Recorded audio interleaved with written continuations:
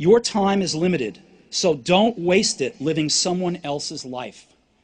And most important, have the courage to follow your heart and intuition. They somehow already know what you truly want to become. Everything else is secondary. The death of Steve Jobs, the co-founder of Apple, has provoked an outpouring of emotion on Twitter, on Facebook, even outside the very stores that Apple sold its products in. Few business leaders could have inspired such emotion, but Steve Jobs was an inspirational figure. His genius with technology and his ability to influence countless industries around him, from animation to the music business, was unparalleled. With me to discuss what Steve Jobs' death means for the future of Apple is David Gellis, our US media correspondent. David, how much was Steve Jobs personally responsible for the success that Apple's had in recent years? This was his company. When Steve left for several years in the late 80s and mid-90s, the company floundered without him, going to the very edge of bankruptcy. When he came back, the company really took off. He took hold of not only the design, but the ecosystem of products that really came to define the current generation of Apple and its influence on the tech industry. But he has a tight circle of senior executives around him. To what extent will they be able to carry on the Steve Jobs legacy?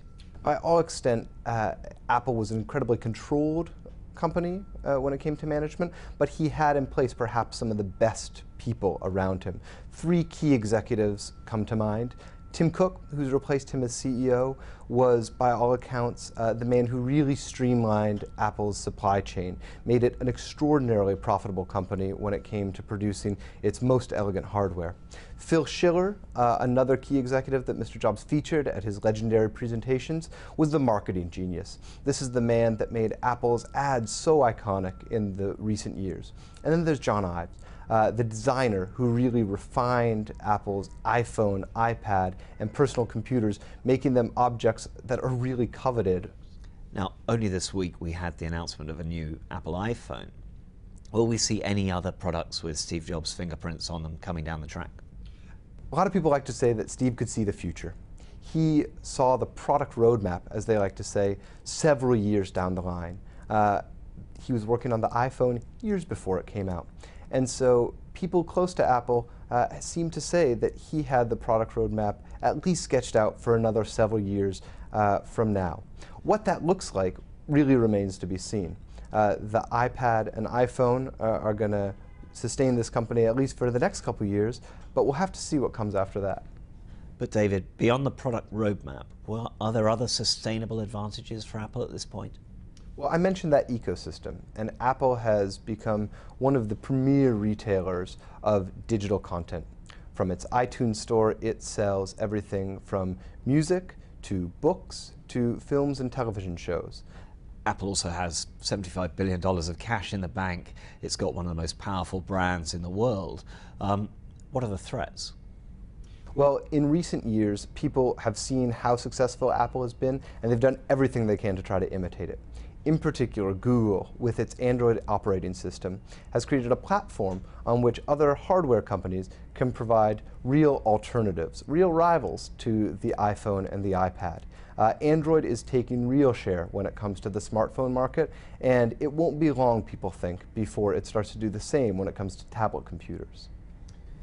So Tim Cook, Steve Jobs' successor as CEO, when he stepped back this year, said Apple won't change. Do you think that's correct? All companies change.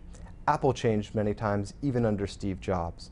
It went from a vendor of initially just very basic desktop computers to the multifaceted company it is today. How fast it will change, I think, is really going to be the question. Again, it has this product roadmap, it's got a very strong ecosystem, but it's what Steve had in store for a couple years from now, and what the team he left in place can create that's really going to define the future of Apple in the long term. I think the future is partly defined by Apple's past. I went back and looked last night at the first user manual I had for my first computer, the Apple IIe, written in about 1983 by Jobs himself, and it's 74 pages long, which is one of the big differences with today's Apple. They never put out such a long document now. But at the very end, there's a question and answer session for confused users of these newfangled computers. And it says, the question is, what should I do if I find myself talking to my computer, which almost told you how human he expected these machines to become. And his answer was, don't worry, everybody does this. The good thing about the current crop of computers is that they're not able to understand you, but maybe in 10 years' time you'll have to watch your language. Now, he was wrong about the timing, but only this week Apple featured Siri, its voice recognition software, as one of the big new features of the new iPhone. Just tells us, I think, that this was somebody who was always looking over the horizon to new generations of technological change. David, thank you very much. Thank you.